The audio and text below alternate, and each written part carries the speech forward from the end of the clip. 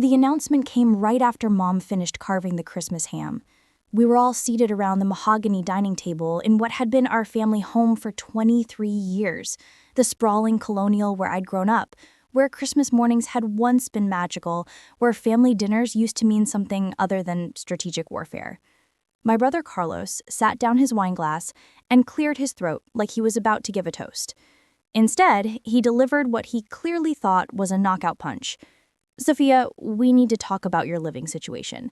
I looked up from my plate, where I'd been carefully cutting my ham into precise pieces, a nervous habit I developed during family gatherings.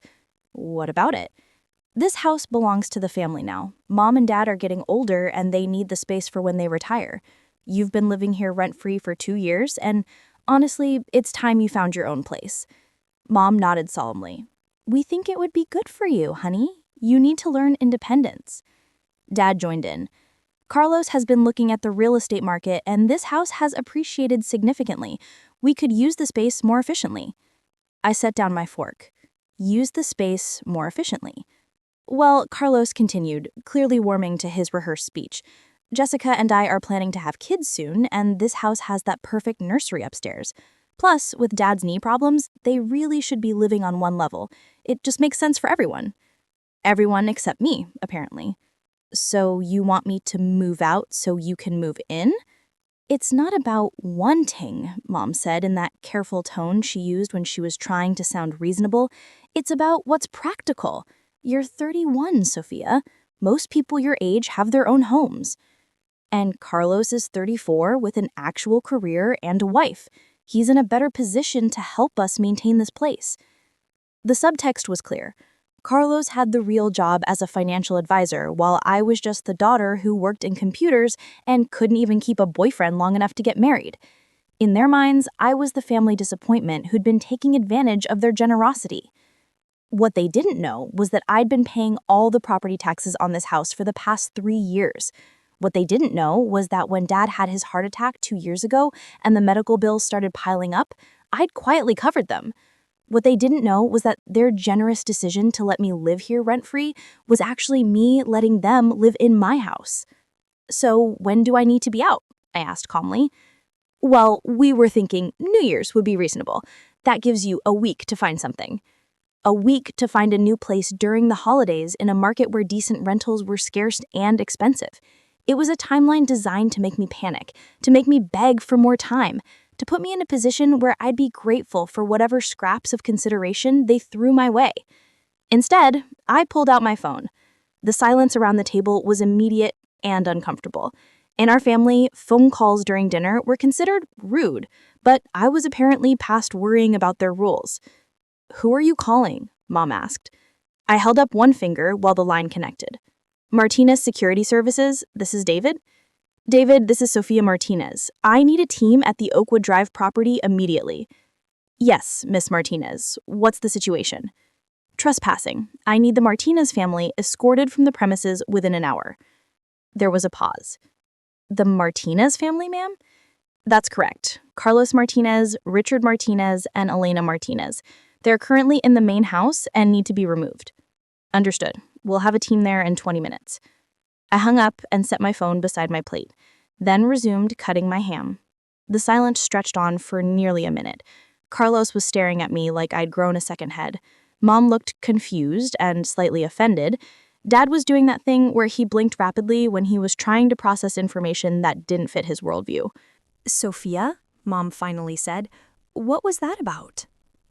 "I called security to have you removed from my property." "Your property?" Carlos laughed, but it sounded forced. "Sofia, this house has been in the family for over 20 years. Just because you've been living here doesn't make it yours." "Actually, it does." I reached into my purse and pulled out a folder I'd brought with me, not because I'd planned for this exact conversation, but because I'd been carrying the documents around for weeks, trying to decide when and how to tell them the truth. I set the folder on the table and opened it to reveal the first page, a property deed with my name on it. "This house was sold to me 3 years ago when you defaulted on the mortgage." Dad's face went pale. "That's impossible. We never defaulted on anything." "Dad, You stopped making mortgage payments in March of 2021 when the medical bills started coming in. By December, you were 6 months behind and facing foreclosure. But we caught up, Mom said weakly. We got back on track. You got back on track because I bought the house from the bank and let you continue living here. I've been making the mortgage payments for 3 years. I flipped to the next page, showing the purchase agreement between the bank and Martinez Holdings LLC, my shell company. $847,000. That's what I paid to keep this house in the family. Literally. Carlos grabbed the papers and started reading frantically. This has to be fake. You don't have $847,000. You work in IT support or something. I work in cybersecurity consulting. My company has contracts with 17 Fortune 500 companies and 12 government agencies. Last year's revenue was $42 million. The number hung in the air like smoke from a snuffed candle. 42 million? Dad whispered. That's gross revenue, not profit. But yes. That's impossible, Carlos said again, but his voice had lost its certainty. If you had that kind of money, why would you live here? Why would you drive that old Honda? Why would I dress like I shop at Target and eat lunch at food trucks and live like I barely scraping by? I'd been asking myself the same question for months. Why had I maintained the charade? Why had I let them think I was struggling when I could have bought and sold their entire social circle? Because I wanted to see who you really were. I wanted to know if you valued me as a person or just as someone you thought you could control. The truth was more complicated than that, but it was as much as I was willing to share at Christmas dinner. My business had started almost by accident. I'd been working as a cybersecurity analyst for a mid-sized firm when I discovered a vulnerability in a client's system that could have cost them millions. Instead of just writing a report, I developed a comprehensive security protocol that not only fixed the immediate problem, but prevented an entire class of attacks. The client was so impressed they asked if I could do the same thing for their other systems. Then they referred me to their parent company, then to their business partners. Within 18 months, I had more work than I could handle and was hiring other specialists to help manage the load. The money came fast after that. Cybersecurity consulting isn't glamorous work, but it's essential. And companies pay premium rates for someone who can actually solve their problems instead of just identifying them. My team specialized in finding vulnerabilities before hackers did, and our track record was impeccable. But success in cybersecurity requires a certain level of invisibility. The more successful you are, the more you become a target. So I kept a low profile, drove an unremarkable car, lived modestly, and let most people, including my family, assume I was just getting by. The irony was that while I was building a multi-million-dollar business, my family was struggling with Dad's medical expenses and the economic uncertainty that followed. I could have helped them openly, but every time I tried to bring up their financial situation, they deflected or assured me they were handling it. So I helped secretly. I bought their house to prevent foreclosure, but I let them think they'd worked out a payment plan with the bank. I covered Dad's medical bills through a charity program that was actually just me writing checks. I made sure Mom's car passed inspection by having my mechanic fix whatever problems he found and billing it to a fictional warranty program. I told myself I was being generous. Looking back, I think I was being cowardly. It was easier to help from the shadows than to have the conversation about what I'd accomplished and how our family dynamics had changed. But sitting at that Christmas dinner table, listening to them plan to kick me out of my own house so Carlos could move in with his wife and their hypothetical future children, I realized the conversation was overdue. Sofia, Mom said carefully, if you own this house, why didn't you tell us? When would I have told you? When you asked about my job and I said cybersecurity consulting and you said, that sounds nice, dear, and changed the subject? When Carlos made jokes about me being the family computer geek? When you assumed I was living here because I couldn't afford my own place? We didn't assume, Dad started. Dad, you literally just told me that most people my age have their own homes. You said Carlos was in a better position to maintain this place. You've spent 3 years thinking I was a financial burden instead of the person keeping you financially afloat. Carlos was still staring at the property deed, like he could make it disappear through sheer willpower. Even if this is real, you can't just kick us out. We live here. We have rights. Actually, you don't. You've been living here as my guests for 3 years. I never charged rent, never signed a lease agreement, never established any kind of formal tenancy. Legally, you're visitors who've overstayed their welcome. The doorbell rang. That would be security, I said, standing up. David's always very prompt. I walked to the front door and opened it to find 3 men in black uniforms with Martinez Security Services patches on their shoulders. David was a former police officer I'd hired to handle security for my business operations. His team provided protection for high-value clients and handled sensitive situations with discretion. Good evening, Ms. Martinez. You have a trespassing situation. 3 individuals in the dining room. They've been asked to leave and refused. Understood. Do you want them removed immediately, or would you prefer to give them time to collect their belongings? I considered this. Part of me wanted to watch them scramble to tack their things in 20 minutes, to feel the same panic they tried to impose on me with their New Year's deadline. But that would make me just as petty as they were. Give them until tomorrow evening. They can take whatever belongs to them personally, but the furniture and household items stay with the house. What about vehicles in the driveway? The BMW and the Mercedes can go. The Honda stays. It's mine. David nodded and walked toward the dining room. I followed, curious to see how my family would handle being evicted from their own Christmas dinner. The 3 security guards filled the doorway to the dining room, their presence immediately changing the energy in the room. Carlos started to stand up, his chest puffing out like he was going to challenge them, but Jessica grabbed his arm and pulled him back down. Mr. and Mrs. Martinez, David said politely. I'm David Chin with Martinez Security Services. You're currently trespassing on private property and need to vacate the premises. This is ridiculous, Dad said, but his voice had none of its earlier authority. This is our home, sir. According to the property records, this house is owned by Martinez Holdings, LLC. Ms. Martinez is the authorized representative of that company and has requested your removal. Mom looked at me with something approaching desperation. Sofia, honey, surely we can work this out. It's Christmas. Mom, 30 minutes ago you were planning to kick me out by New Year's. What's changed? We didn't know. You didn't know because you never asked. You made assumptions about my life, my capabilities, my value to this family, and based on those assumptions, you decided I was disposable. Carlos finally found his voice again. Fine. Let's say you do own this house. Let's say you do have some kind of business. That doesn't give you the right to destroy our family. I'm not destroying anything, Carlos. I'm establishing boundaries. You wanted me out of this house, so I'm granting your wish. The only difference is that you're the ones leaving. Where are we supposed to go?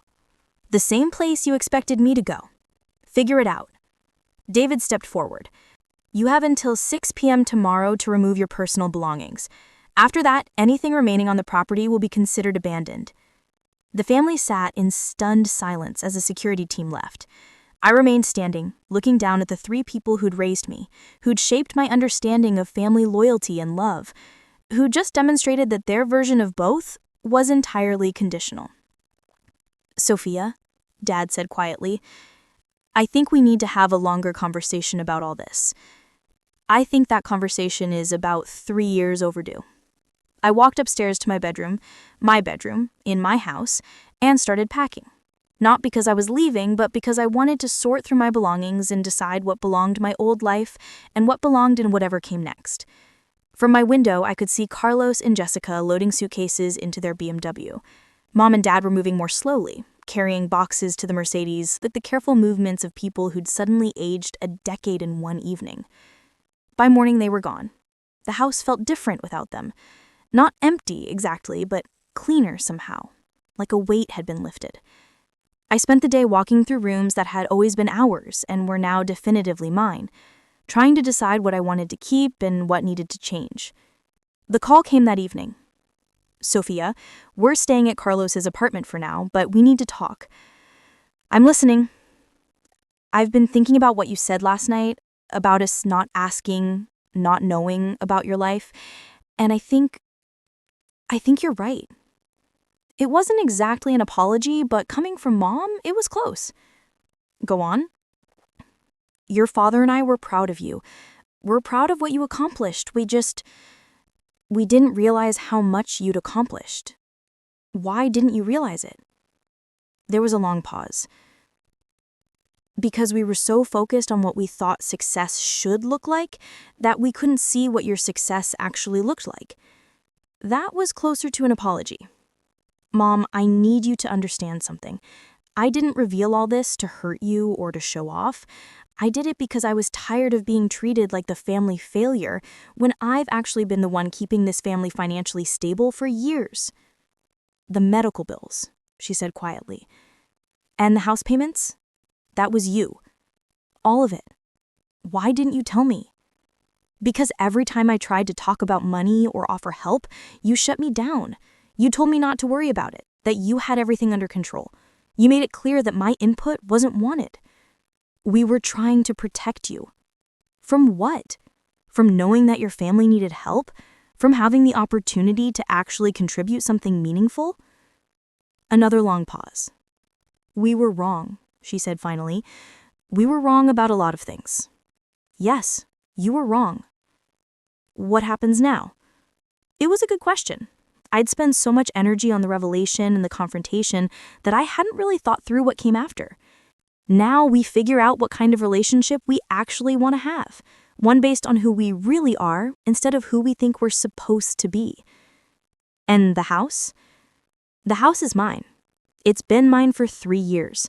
If you want to live here, we can discuss terms. Real terms with real conversations about expectations and boundaries. We'd like that. Then we'll talk. But not today. Today, I'm going to enjoy having my house to myself for the first time in 3 years. Over the next few weeks, we did talk long, difficult conversations about assumptions and expectations, about money and success, and about what it means to be family. Carlos struggled the most with the new reality. His identity as the successful son was tied up in being financially superior to his younger sister. Learning that I'd been subsidizing the family lifestyle while he was lecturing me about fiscal responsibility was a blow his ego couldn't easily absorb. But we worked through it, eventually with the help of a family therapist who specialized in wealth-related conflicts, because apparently my cybersecurity business wasn't the only family secret. It turned out that having money changed everything about how people related to each other, and we all needed to learn new rules for this new reality. 6 months later, Mom and Dad moved back into the house. Not as owners, but as tenants, paying market rent. It was their idea, actually. Dad said he needed to feel like he was contributing rather than just accepting charity. I respected that. Carlos and Jessica bought their own place, a smaller house than they'd originally wanted, but one they could actually afford on Carlos's salary. He started referring clients to my cybersecurity firm, and I started using his financial planning services for my business accounts. It was a professional relationship that gradually rebuilt into a personal one. The Christmas dinner that ended with security guards escorting my family from their own home became the story we told at future Christmas dinners. The year everything changed. The year we finally started being honest with each other. The year we learned that love without respect isn't really love at all. And every Christmas since then, when we sit around that same mahogany table in what is now unambiguously my house, we remember that the best gifts aren't the ones you unwrap, they're the truths you finally decide to share.